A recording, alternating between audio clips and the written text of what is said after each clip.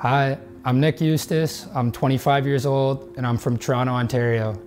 I'm here today to talk to you about my story with concussions and mental health. Growing up in the GTA, I ended up playing hockey like most kids.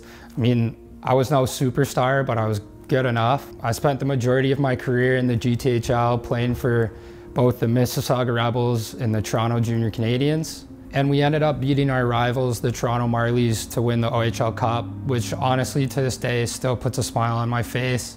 But obviously that was cut short due to back-to-back concussions.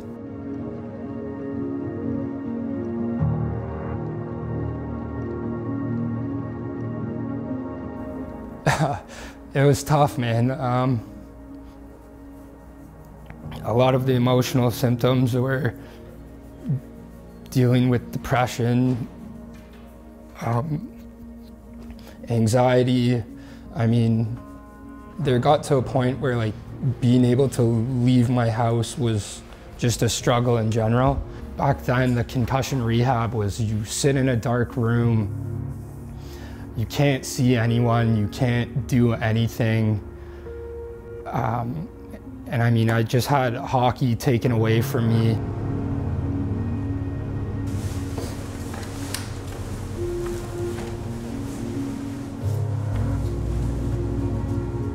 The back-to-back years of having concussions, both in grade 10 and grade 11, they kept me out for 6 months each. The one in grade 11 was probably the worst in multiple ways, both physically and mentally.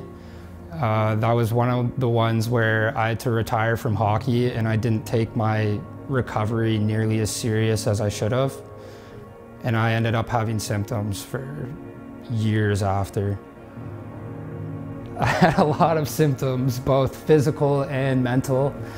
The physical ones were headaches on a daily, pressure in my head. I mean, it felt like the side of my head was just being squeezed in on.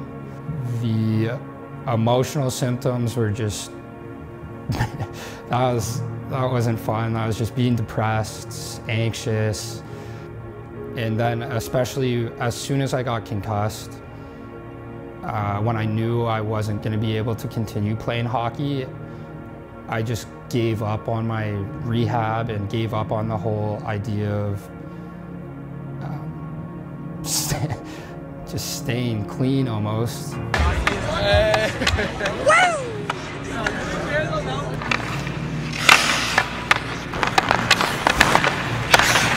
It was tough, honestly, it was tough. I think for me, one of the biggest challenges was looking at closer friends. I mean, my best friend, a guy who I grew up with since the age of 3, and him and I played on the same team for like 12 years. We're always line mates, this and that. And he ended up playing for my favorite team as a kid, the Montreal Canadiens. Shoots, scores! Oh, what a goal! And I mean, I'm so happy for him and so proud of him, but I think that's why my concussion in 2019 was so tough, was I was comparing myself to him.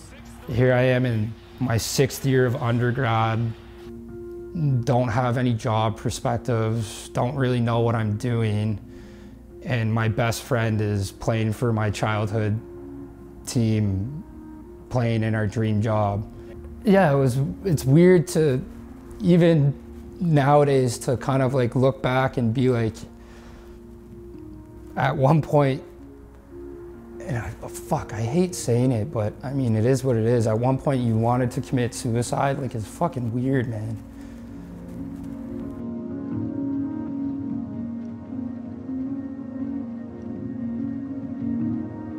And I was lucky, like I had such a good support system. Like,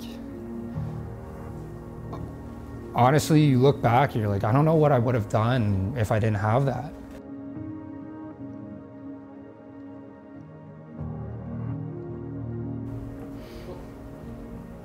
A reason why I wanted to do this video is to raise awareness for mental health and to let kids know out there that regardless what you're going through, there will always be someone there to support you.